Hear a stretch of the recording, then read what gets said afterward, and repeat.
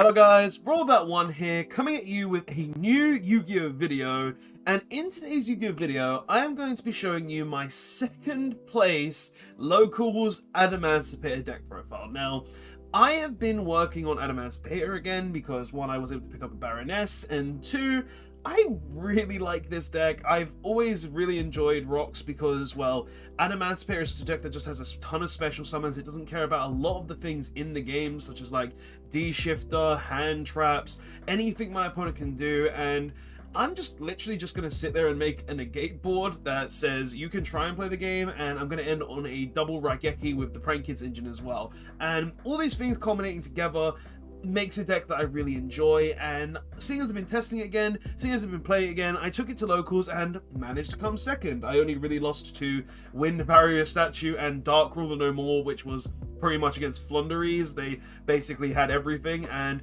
everything else I pretty much just smacked. Like, honestly, I played all 5 rounds of locals. I played round 1 against 6 Samurais, lost the dice roll, he goes full combo.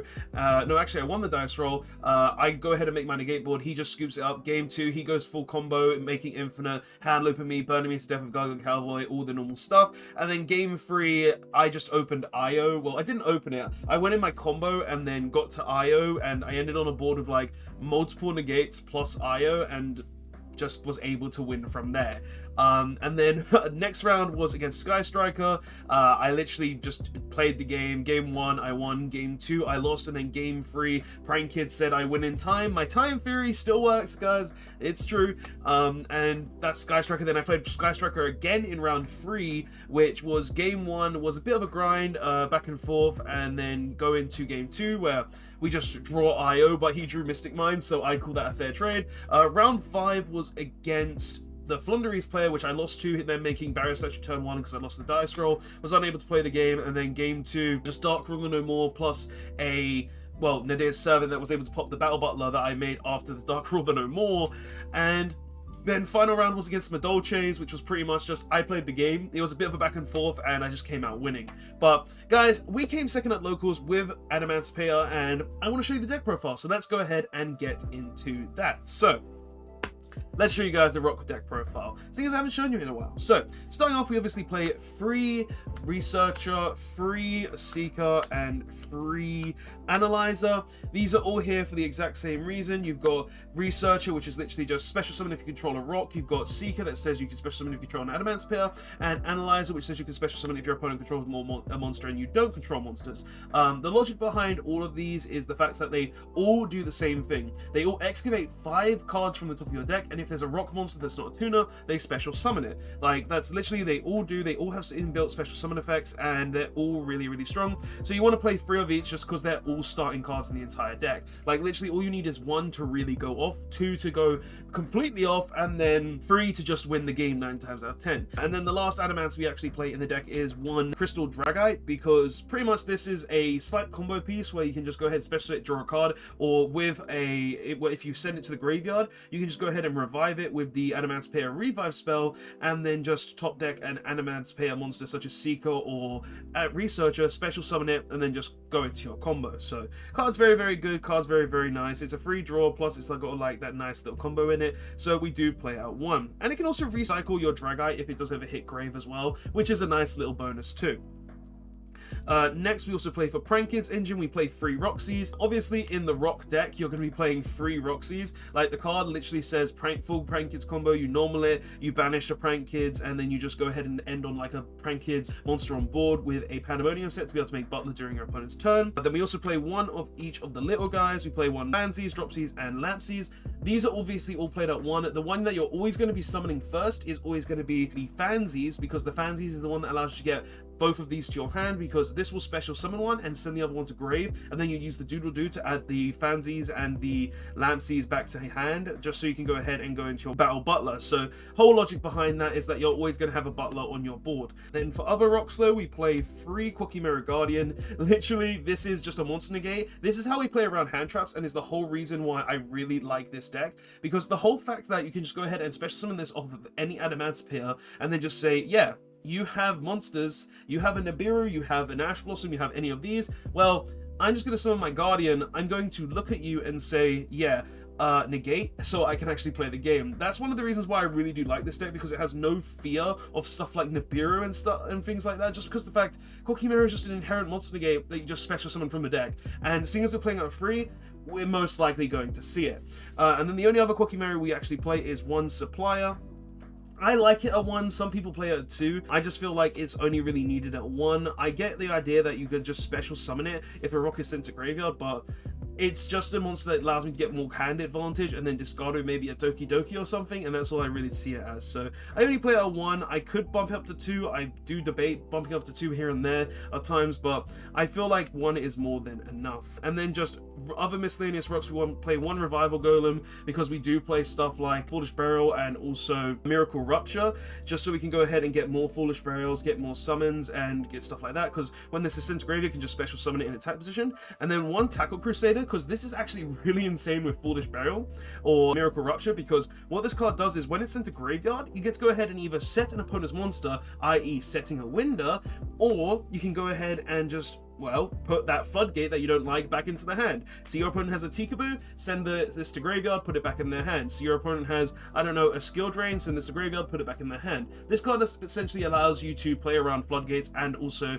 big boss monsters that you want to kind of deal with. It can waste a negate too, which is also really, really nice. And then the last 2 rock monsters we're actually playing is 2 Doki Doki. I like to play 12 rocks in this deck and most. I don't really like to go lower than 12. I think 11 is the lowest you can possibly go, but I like to have a 12 just because it guarantees the fact that you're always going to hit a rock, and you always want to hit a rock, because whiffing in this deck on the excavates really does suck, and you need to be able to hit a rock to actually just play the game. So yeah, but we play 2 Doki Doki. This is pretty much, oh, I've opened a hand that can't really do much. I normal summon Doki Doki, discard level 4, summon the Analyzer, and then we play the game from there. So card's really good, card's really nice, and I do enjoy it. And we are playing the DPE package in this, so I'm playing 1 Celestial and 1 Dasher. Just Pot of Greed obviously, and 3 special summons, no reason not to play it, so we do play it in the deck. And then the last 2 monsters we actually play are 2 Nibiru. I wanted to play 3 originally in this deck, but I also wanted to play Miracle Rupture and Foolish Burial, so I was kind of conflicted on how I wanted to play this deck, so I chose to play 2 Nibiru, and honestly, 2's enough. You don't really need the second, like, you want to see it, but even if you don't see it, it doesn't matter, because you can normally 9 times out of 10 just break any board your opponent has anyway, because the amount of free special summons and the amount of combo ability and also accessibility you have to a lot of the deck. So I felt like 2 Nibiru was absolutely fine. But those are all the monsters. Honestly, we play a lot of rocks, we play a lot of different things, and I really do like the ratios in the main deck. Going on to spells though, we obviously play 3 Forbidden Droplets. This is a must-have in every deck this format, just because there are a ton of decks such as like Invoked, PK, anything really that just says, oh yeah, I'm just gonna special summon a ton of boss monsters on the board and say you can't play the game. So Droplets is a must in every deck this format. I think you could also play this, if you don't have Droplets, you could also switch this out for Dark Rule No More, because Dark Rule No More is kind of nice, but Droplets is obviously better because it's a quick play and you can do it during your opponent's turn. So we play 3 Droplets. We also play the 3 Fusion Destiny. I don't think I have to explain this. It's the Fusion Destiny package. You summon DPE, you have that additional pop, so on, so on. And then we play 2 Adamancipator Signs and 1 Monster Reborn. The reason why we're playing 2 Signs and 1 Reborn is because I could have played 3 Signs and had the ability to stack my deck more, but I really like Monster Reborn. Like, Monster Reborn is just a really strong card in the fact that you can revive any monster, whereas Signs just revives a rock monster. So if I see something like a DPE in my opponent's graveyard after they've used it, I just revive their DPE. If I see something really good in my graveyard that I want to go further on, then I can just use this to revive that. Like, I like Monster Reborn just for the fact that it's just any revival instead of just like rocks in general. So Monster Reborn's really good in my opinion, and I do like it in the deck. And then we play 1 Foolish Burial and 1 Miracle Rupture. These both serve the same purpose, where it sends Revival Golem, it sends Tackle Crusader, or if we open the Signs or Monster Reborn, then it just goes ahead and sends like the blue rock or any of the Adamancipator tuners to the graveyard, so we can summon them back to go full combo. Same purpose, different things, but they're both very, very useful. And then the last spell we're playing is 1 Pandemonium, obviously because it's part of the Prank Kids combo, and then we go ahead and make Battle Butler. So yeah, that's the entire main deck. Honestly, I have been debating how I want to change the main deck. I've been thinking if I want to play Small World, because I would just have to pick up Small Worlds, which isn't that hard for me. But I'm just like, do I really want to play Small Worlds? Do I want to play like a different rock ratio? Do I want to like cut the actual Miracle Rupture and Foolish Burial so we can have actual room for like more hand traps maybe? Take out maybe, I don't know, the the Tackle Crusader, and also the Revival Golem. Make room for more hand traps, make room for more rocks, maybe, I don't know. I'm just debating really right now how I want to play the deck, seeing as I did come up second at locals, but I just want to figure out the way that I want to play the deck right now, because I really do enjoy the deck. I'm just not too sure if I want to go the Miracle Rupture route, or I want to go like maybe a hand trap route, because honestly, against Thunder, if I had like an Impermanence or I had any other hand trap, I would probably be able to win that match, but it was just kind of unfortunate how that match actually turned out. But yeah, main deck right now I'm kind of happy with. There are a few things that I may change, but I'm currently quite happy with how it is, and we'll see what we can do with it in the future. But for extra deck, we obviously play the one Meow Meow Mew. You summon it, you go Prank Kids combo, you make Battle Butler, along with the one Doodle Doo, because this goes ahead and searches the Pandemonium and then adds back the Prank Kids to allow you to make Battle Butler. Literally, this is just the Prank Kids combo, it's only there for that. And then we obviously play the one Verte for the Fusion Destiny package, the Hauki Fibrax, because this is actually more than just a, obviously, make Link Monster, summon Tuna, and go from there. This is actually really, really good because it allows you to banish itself during your opponent's turn to summon Formula Synchron from your extra deck, and once you summon Formula Synchron from your extra deck, you get to go ahead and just quick play Synchro Summon, allowing you to go into 9 times out of 10 a level 10 Synchro that will either be a Baroness or a Satellite Warrior, just so you can go ahead and deal with your opponent's board by popping a ton of stuff if it's back row, or if it's a combo deck, then you just make Baroness to have a negate that also can recycle your Raptite in graveyard or any other monster in your graveyard and itself, so you can go ahead and get that negate back, and also just have the Raptite or one of your Adamancipator monsters to like excavate more cards and then go into more combo plays. So cards are very, very nice. Hauki Fibrax is very, very strong in this deck, and you need to play it in the deck because of that combo. And then one access code talker, it's just a way to like break boards and stuff. Like honestly, I was originally playing Nightmare Unicorn in this deck because I was like, I wanted to go from like a Needle Fiber or a Verte Anaconda into the Unicorn to make this be able to be 5/3, but in all honesty, the space in this deck is really, really tight. And when I was coming to the conclusion of what would I rather have the Nightmare Unicorn, or would I rather have the access code talker, I came down to this decision of just play the access code talker because I can still use it. I can pop up to 3 times of it, so there's really no reason not to play it. And then going on to other extra cards, though, we play 1 Gallic Granite, 2 level 4 monsters, search Researcher, go full combo from there, yada yada yada yada. Like literally it's just there to go ahead and grab Researcher 9 times out of 10. 1 Formula Synchron for those quick play synchro shenanigans where we can go ahead and make big level 10 synchros on our opponent's turn. 2 Raptite, because it says excavate more cards and then special summon a Tuna monster, and then the Tuna monster allows me to go into more excavators and then allows me to go play further even on. So really, really strong card there. Like literally I would not cut this card from the deck whatsoever, and I was originally playing at 1, but I chose to put it in at 2 because I realized in the grind game you do actually kind of need the second one a lot more. And if you guys didn't want to play this, like if you just wanted to play at 1, I would say you can just cut it for the Nightmare Unicorn, but in all honesty, the second one comes up a lot, I found, in my testing outside of the tournament, and I felt like the second one was just really, really important, and I actually made it a few times, so it was actually quite useful. 1 Drageye, this card is just a spell and trap negate 9 times out of 10, but it's also really, really nice because it's just a non-targeting compulse for a lot of different cards, which is really, really good as well. Wish I didn't have to have a water in graveyard to actually use this effect, but it's there, it's okay, we have to use our times. 1 Crystal Wing Synchro Dragon because it's a monster negate, so if I ever have the choice between, oh, I'm up against a back row deck, we make the Drageye. If we're up against a monster-based deck, we make the Crystal Wing. It's just more negates and more combo ability to just say, no, you're not playing the game. Then 1 Satellite Warrior because it literally says pop a ton of cards. Like most of the time you're going to be popping 3 cards with this and then gaining 3k attack on this, and also if it dies you can just summon your form of the Synchron back to have another level 2 Synchro. But the good thing about this card is literally it's just on end phase or end of main phase, we just pop a ton of cards, get rid of the opponent's stuff, and just look at our opponent and be like, yeah, you tried, now your stuff's gone. So Satellite Warrior just be really, really strong. 1 Baroness, obviously this is the thing that will allow you to recycle your monsters in grave. This card is a negate, it's a pop every turn. What's not to love about Baron Defleur? Like, it's just a really, really strong card. 1 Destroy Phoenix Enforcer because this card just says pop a ton of card, revive itself. It's a really, really strong card this format, and you should be playing it in decks like this anyway. And then 1 Prank Kids Battle Butler because The card is literally a double Raigeki, thanks to the Mao Mao Mew, which says if this would be tributed during your opponent's turn, you just banish this from the graveyard, and then it stays on the board so you can Raigeki, and it's a non-once per turn, so just double Raigeki, which is really, really strong in my opinion. So yeah, but that's the extra deck. Honestly, I don't know why I'd actually change this extra deck. It's really, really tight when I was really testing it out and trying different things. Like, there's so little space to actually change in this deck. Like, the only things I would like to put in there is maybe like a second Gallic Granite for more grind game situations, and the Nightmare Unicorn to maybe boost the access code talker a bit more.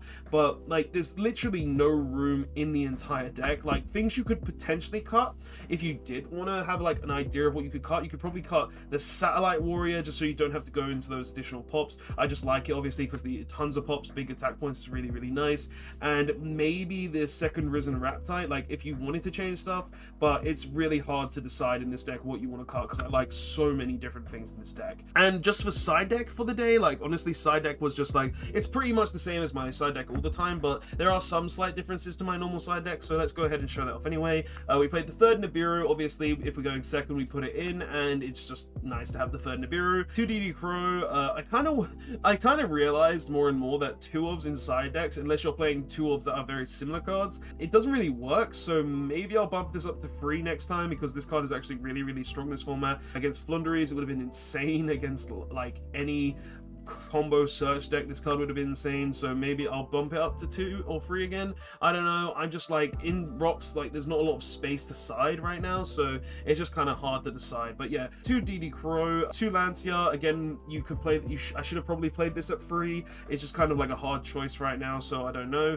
But 2 Lancia from right now, 1 Raigeki, 1 Duster, and 2 Lightning Storm. The whole reason behind this is that Raigeki is actually really, really strong this format. Like, I get it, I make double Raigeki regardless in this deck, but just being able to drop a Raigeki on like a board of monsters and then just chain, like, I don't know, your droplets with that, or just go ahead and drop Raigeki, then drop a Lightning Storm, or go Duster and Lightning Storm, like, it's just really, really strong. So I wanted to play this, and I really like this package in the side deck nowadays. It's actually kind of nice. So yeah, we might continue playing that. 2 Dark Ruler No More. Again, it's a 2-of. I should probably choose 3-ofs. It's just I can't really decide, but this card is just pretty much there for if I go second, I'm up against combo deck, then I go ahead and Dark Ruler No More my opponent, and then I go full combo, break my opponent's board, and then just stop them from playing the game. That's like the whole mindset behind Dark Rulers inside. Should probably play a third if I want to do that though, but I don't know, we'll see what happens. 1 IO, like, best card in the format, literally says screw every spell card in the game. And you know what my deck doesn't care about? Spell cards. So, yeah, Imperial Order is just insane, so we play it in the deck regardless. And we drew it a few times during the day. We drew it, like, twice? 1 off the Rankid, and then 1 against the Sky Strikers. So yeah, and then finally 3 evenly matched. Starting to not like this card, but I feel like it's just necessary because back row decks do exist still, and you need to have something to deal with back row decks. So I just like that in the side deck regardless. But yeah, that is all I really have to say for this video now, guys. Like, we've gone through the entire deck profile, we've gone through all the different cards in it, I've talked about my reasonings behind a lot of the different cards, and yeah, I feel like this is just a really, really strong deck, this format. And also in Master Duel, if you want to play it in Master Duel. But guys, that is actually all I have to say for this video. Tell me your thoughts and opinions on my deck in the comments section below. Maybe some changes you would want to make, maybe some things you would like to add, maybe make it more than 40 cards. I don't know, you guys could want to do that, that's up to you. But I'd love to hear your thoughts and opinions on my deck as well. So thank you so much for watching, guys. Don't forget to like, comment, and subscribe for more good videos, and I'll see you guys in the next one. I really like Adamancipator, one of my favorite decks from 2020.